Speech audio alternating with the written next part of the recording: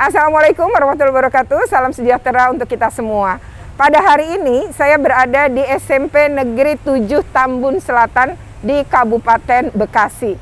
Tujuan kesini adalah mengaspirasi pembelajaran tatap muka 50% di SMP ini. Dan tadi ya kita akan keliling-keliling ya. Tadi sebelumnya sudah ke SD dan sekarang ke SMP.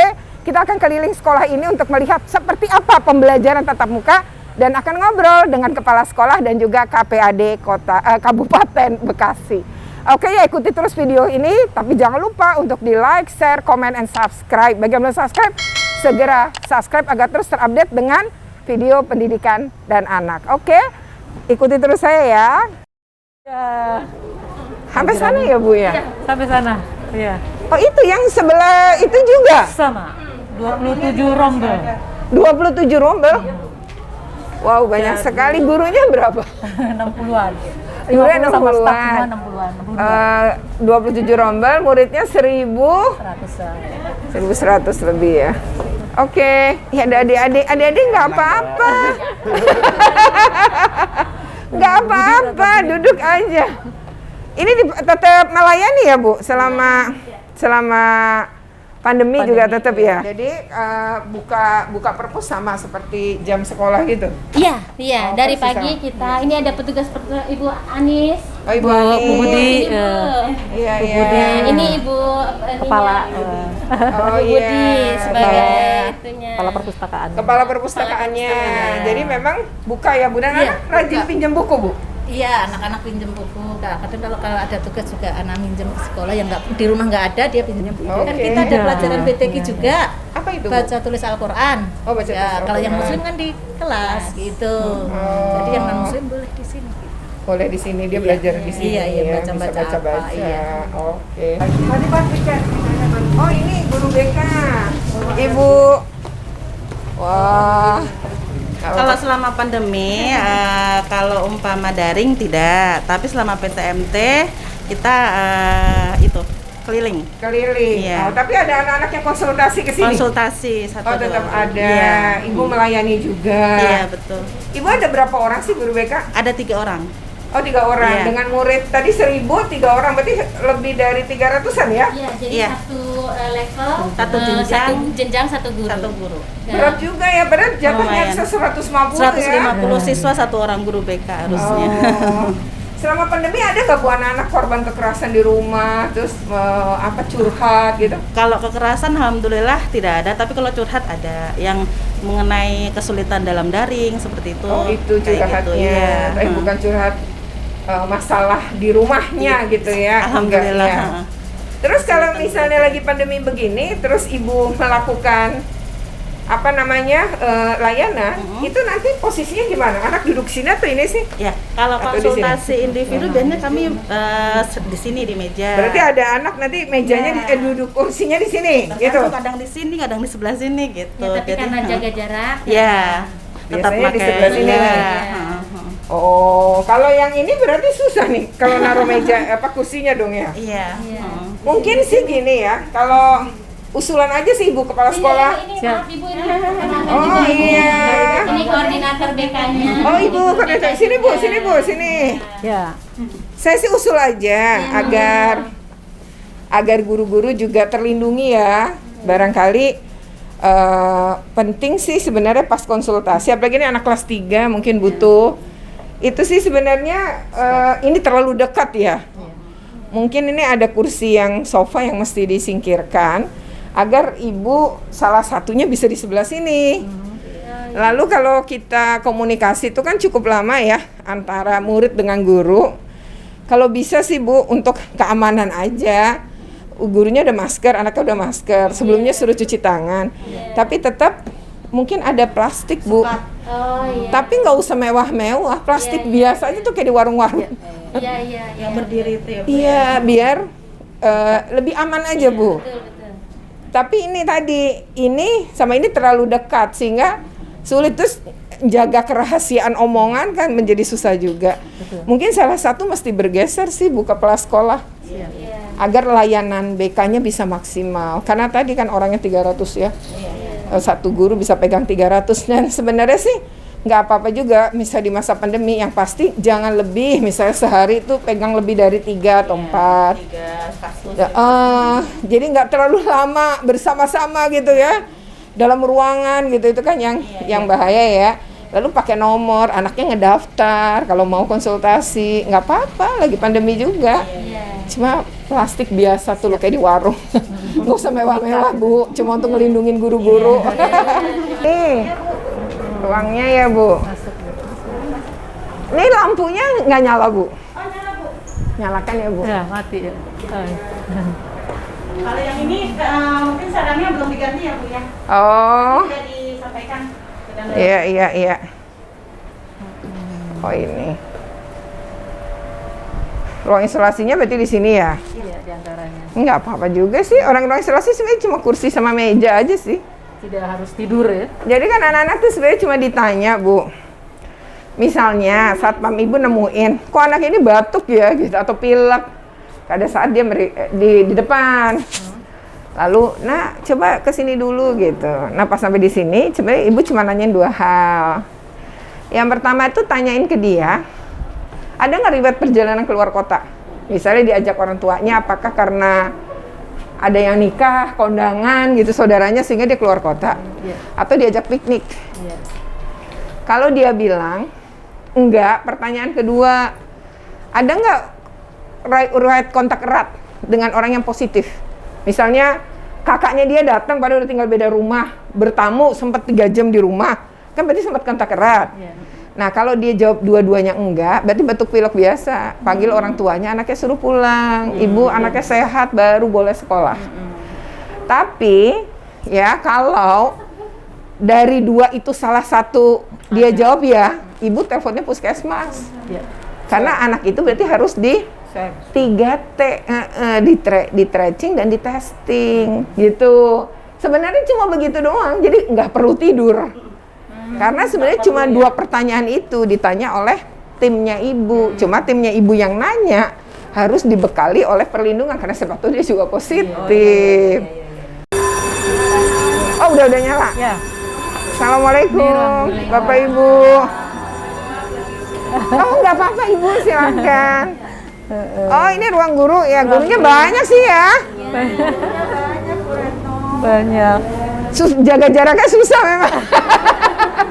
Kan jamnya tidak sama Bu. Tidak sama ya? Kosong gitu. Berarti kalau satu ini ada berapa orang Bu kepala sekolah? 27 guru. Kalau kelas 27 guru ini antaranya. Oh tadi gurunya sekitar 60 ya? Iya. Dengan Berarti staff, sekitar separuh-separuh ya? Iya. Gitu. Sebenarnya tetap bisa sih jaga jarak. Iya. Sebab kita tuh prinsipnya nanti kalaupun Ibu kalau mau ke kelas nggak apa-apa loh Ibu. Silakan. Belum masuk. Baru bel. Kalau menurut saya sih ya Bu, emang agak sulit. Tapi gini, kelak sebelum endemi nih, katanya kita akan endemi kelak gitu ya pasti ya. Karena ini masih pandemi. Paling kan problem kita tuh cuma 3M aja, suruh pakai masker, suruh cuci tangan, satu lagi jaga jarak. Jaga jarak. Nah kadang di ruang guru kita tuh makan minum buka masker kan. Dan ruang guru tuh ruang favorit karena saya pernah jadi guru. Menurut saya ini tetap bisa sih Bu, tapi tekniknya digabung antara meja yang satu dengan meja yang lain untuk jaga jarak. Kalau misalnya nih, Ibu kepala sekolah coba duduk sini, Ibu duduk di sebelah. Nah sekarang kalau misalnya Ibu ngobrol nih, ini kita cerita temenan. Ibu manggil nih, nah Ibu kan belok ya, Ibu pasti balik badan ke sana. Coba Ibu balik. Nah, Ibu kan pasti maju ya, karena namanya mau cerita. Nggak sampai semeter kan Bu? Paling mungkin sebenarnya banyak isinya. Banyak isinya, empon-empon. Ini sebenarnya, ini kosong nih. Sebenarnya bisa begini nih Bu, nanti diatur aja. Satu ya, ada meja yang bisa menghadap ke sana Bu, ke tembok. Jadi ini misalnya ini kan tembok nih, sekian meja menghadap tembok. Lalu jarak antara itu, meja yang satu dengan yang lain itu kita gabung. Nih ya, contoh nih, ini kebetulan nggak ada, gini Bu. Nah sekarang Ibu Capsek duduk situ coba. Saya duduk sini, jauh kan Bu? Lebih jauh ya, lebih. Sekalian ganti suasana.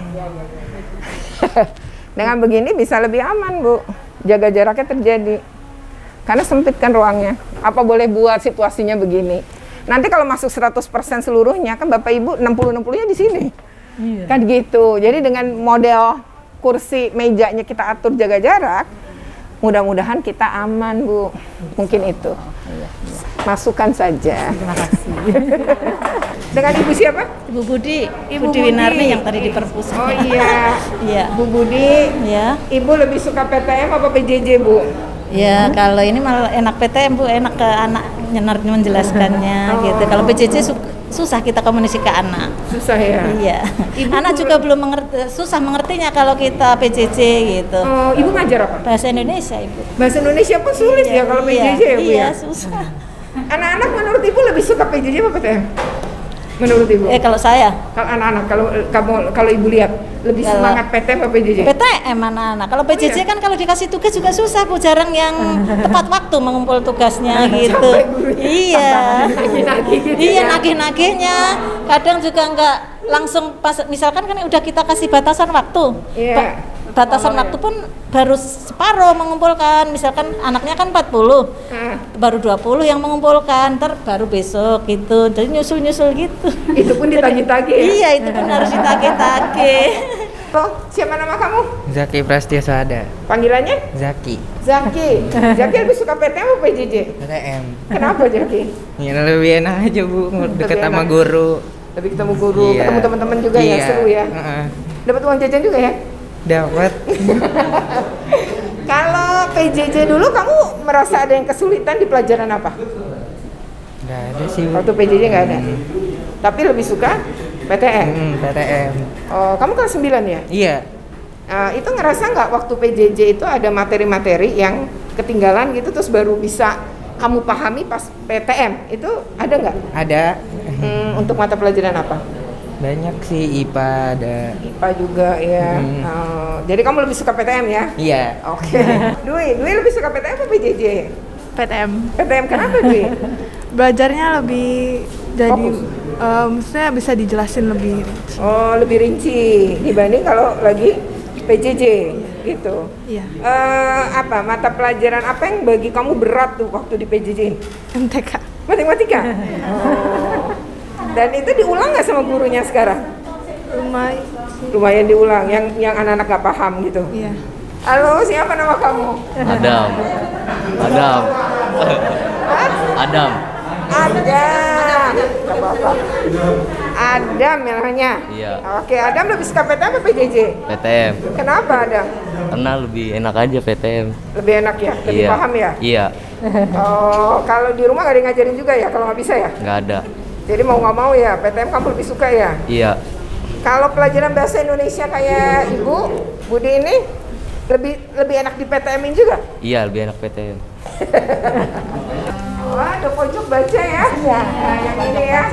Ini lebih lebar dibanding tadi ya? Iya. Ini gurunya dua atau gimana ceritanya? Saya BK. Oh, Ibu BK. Iya, terus? saya BK.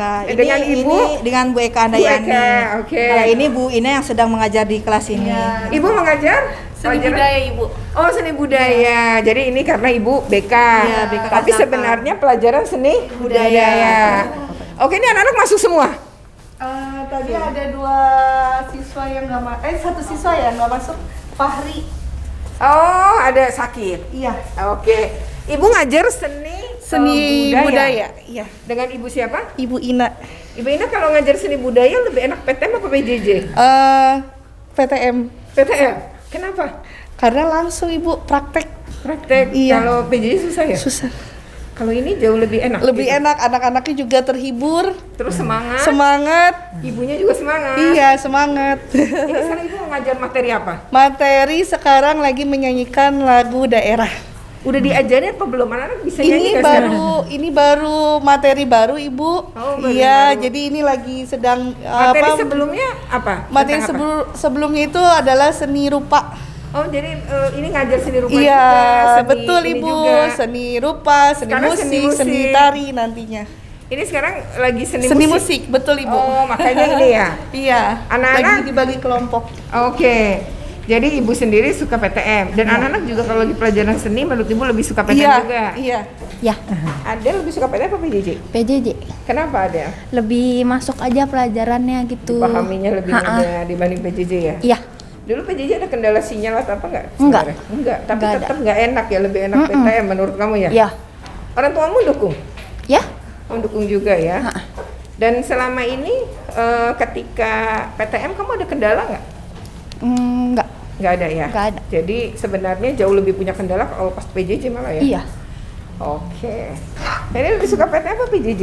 PTM. Kenapa, Fel? Kalau PJJ kurang dia mengerti gitu loh. Kurang dimengerti. Iya. Kalau di ini lebih mudah dimengerti Iya. kalau PTM ya? Lebih kenal teman-teman juga. Lebih kenal teman-teman juga. Semangat ya kalau ada teman-teman juga ya belajarnya ya. Daripada di rumah sendirian ya. Iya, bingung. Oh, kalau pelajaran seni begini menurut kamu emang enak kan PTM? Iya. Lebih bisa dipahami gitu Iya, ya. lebih- Dan praktek langsung ya. Ha-ha. Kamu kalau di rumah ada yang ngajarin nggak, kakak misalnya atau orang tua? Iya, kadang ada yang ngerjain, kadang ajar sendiri, belajar Lebih sendiri. belajar sendiri. Iya. Kalau nggak ngerti Kalau nggak ngerti baru kadang- nanya kakak. Dan jarang nanya guru kalau misalnya nggak ngerti lagi PJJ dulu. Iya, jarang. Jarang ya. Emang ada kendala juga ya, Feli ya. Makasih ya. Iya, kalau PTM. Kalau yang di PJJ-in materi apa yang paling susah tuh? Pelajaran apa? Matematika. Matematika. Matematika susah ya kalau di PJJ kan ya. Dia lebih enak PTM ya. Oke, kalau dari sisi berangkat ini kan 2 shift ya sistemnya ya. Gantian ya? Iya. Gantian. Minggu ini misalnya kamu jam segini, temen yang sebelumnya atau kamu terus-terusan jam segini? Terus jam segini. Terus-terusan jam segini. Bagaimanapun orang tuamu juga ngedukung ya, PTM? Mendukung. Dukung. Namanya siapa? Febiol Tabita. Panggilannya? Ola. Ola. Ola lebih suka PTM apa PJJ? PTM. Kenapa Ola? Karena kalau misalnya PJJ ya itu tuh kan selalu dapat tugas dari teacher kan.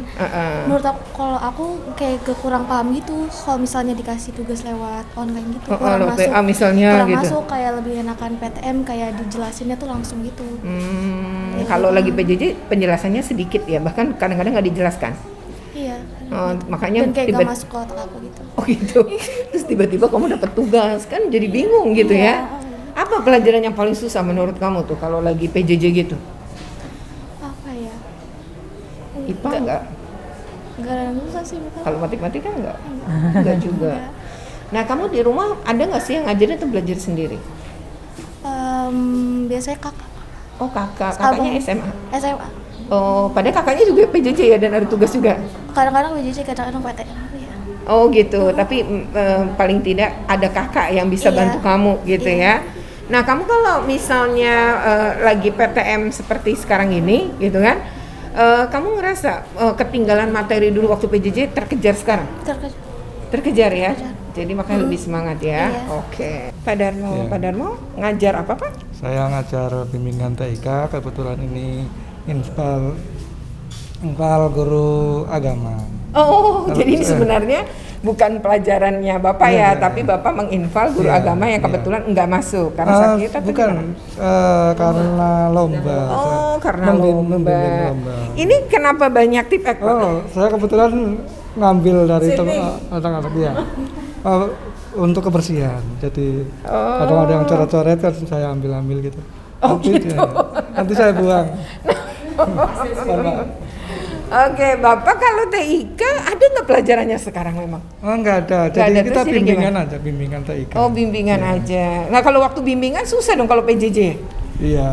Pas PTM baru mungkin ya. Iya, mungkin. Oh, jadi memang bimbingan TIK-nya secara PTM bisa dilakukan gitu ya. Udah mulai praktek berarti sekarang ya, Pak? Kalau ini apa namanya? Kan untuk seluruh siswa, seluruh guru. Oh, guru juga. Iya, kepala sekolah mungkin kalau memerlukan gitu. Oh, jadi kalau bimbingan tuh misalnya tadi ya Semua. bikin PPT, bikin apa gitu ya, atau Zoom dan lain-lain, Bapak Iya. pasti bisa memang Insya Allah. membantu untuk Ya, itu ya. insya Allah Oke. begitu.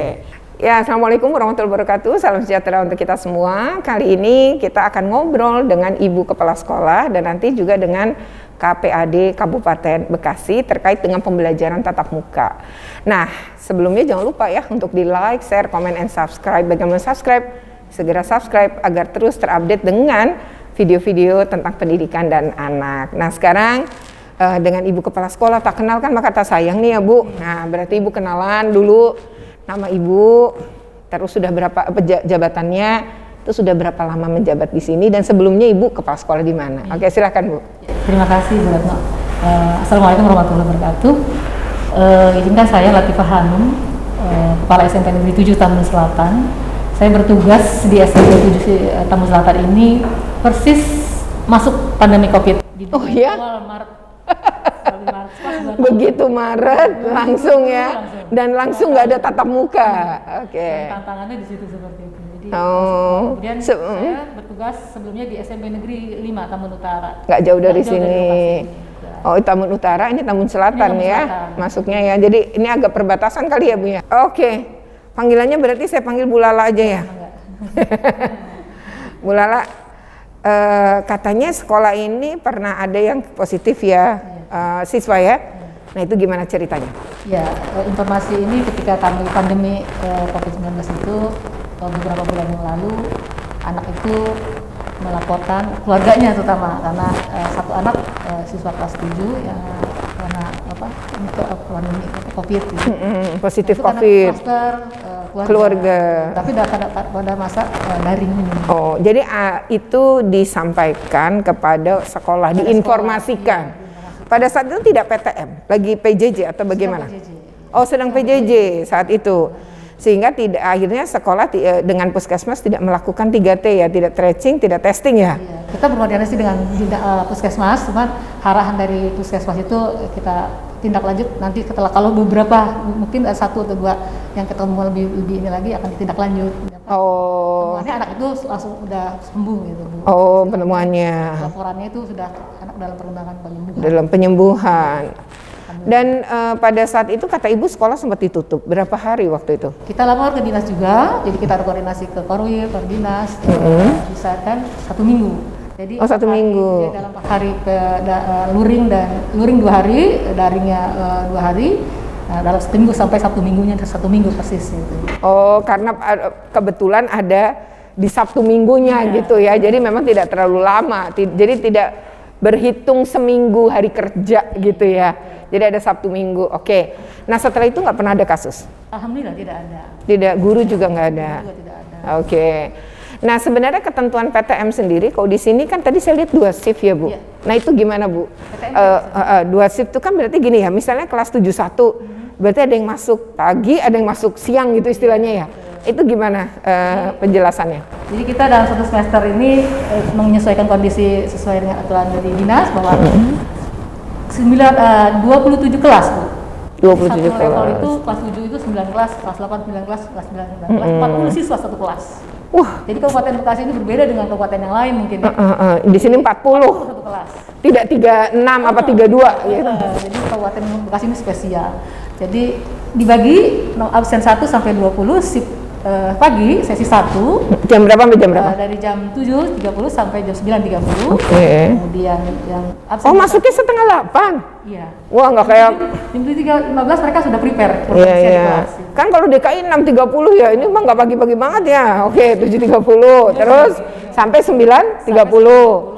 Setelah itu? Jam 10 sesi 2. Oh, jadi istirahatlah guru-guru 30 menit. Nah, baru juga tidak bertemu, istilah di Harta tidak ada komunikasi. Oh. Iya, iya, ada jeda gitu ya. Meminimalisir. Meminimalisir. Nanti jam 10 itu pulang jam? Sampai jam 12. Oh, sampai jam 12. Jadi sebenarnya anak kira-kira 2 jam ya atau 4 jam pelajaran gitu ya. 30 menit. 30 menit 1 jamnya. Oke.